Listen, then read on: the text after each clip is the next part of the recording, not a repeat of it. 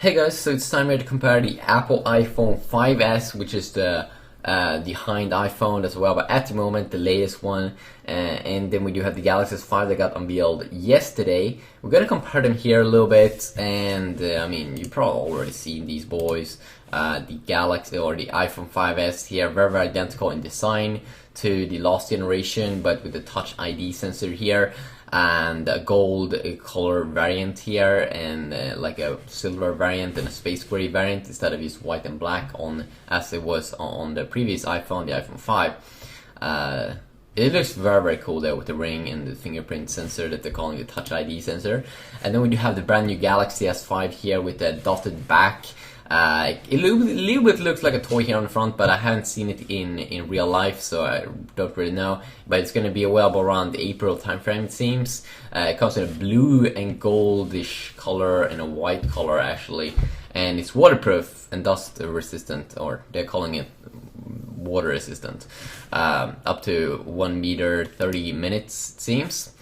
So let's compare these two devices. First, both have nano SIM, so same kind of SIM card there in terms of size. The iPhone is a little bit lighter, 112 grams versus 145 grams, and also the iPhone 5s here is thinner, 7.6 millimeters versus 8.1 millimeters. And then we do have the fingerprint sensor here, and the fingerprint sensor here, Touch ID. I'm not sure which one is the best, but the Apple's Touch ID sensor is working amazing, so hopefully the S5 also is pretty good. IP67 certification here, dust and water resistant, that I've said on the S5. There's a big difference here in size. The iPhone is 4 inches versus the 5.1 inch Galaxy S5, a little bit bigger than the current Galaxy, with a 1080p display, Super AMOLED, versus this LED back to IPS LCD display, 640 x 1136 resolution here on the 5s. Both have quality displays.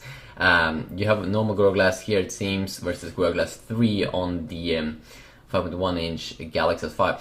I actually think that that doesn't really make a big difference, because the display is bigger, which means that it will be more sensitive, so it needs better like Gorilla Glass.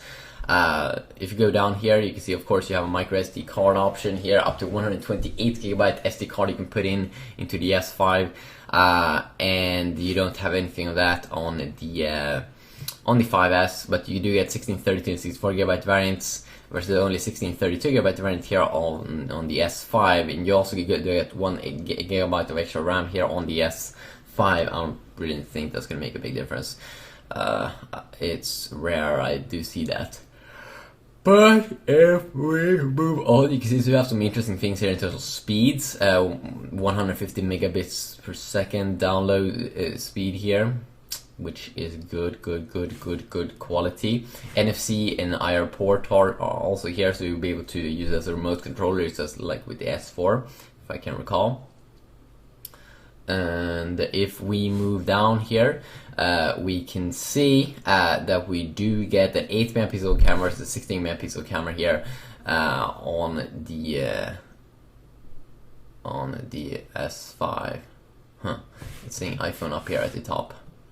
Yeah, but the S5 definitely has higher resolution. I mean, here it's at least stating it said something earlier that was different, but 5,000 times 3,000 pixels. I mean, it's a lot of pixels, 16 megapixels versus 8 megapixels.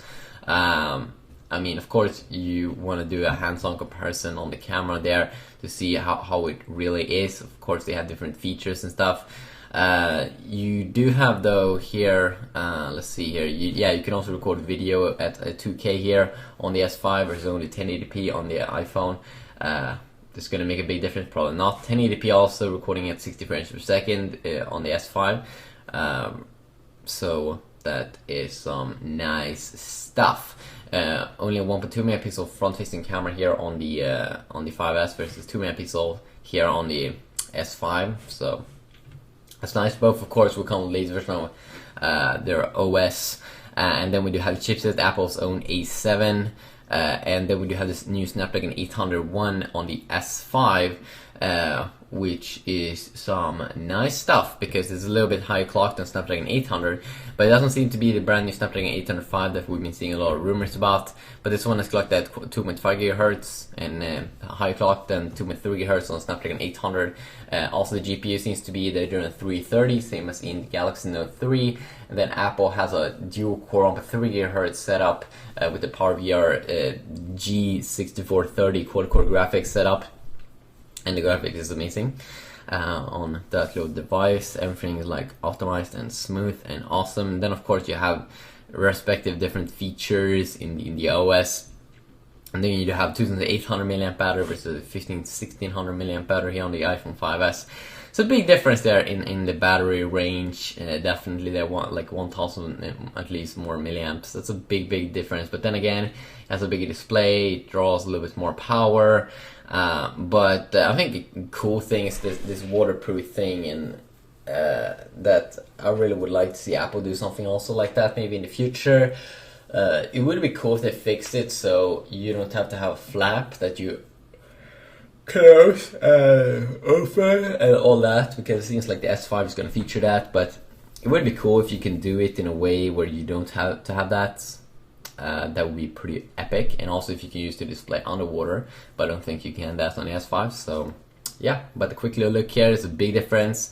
I have the 5S, but I don't have the S5, so a full comparison, hands-on, we have to do that probably in the future. Peace out.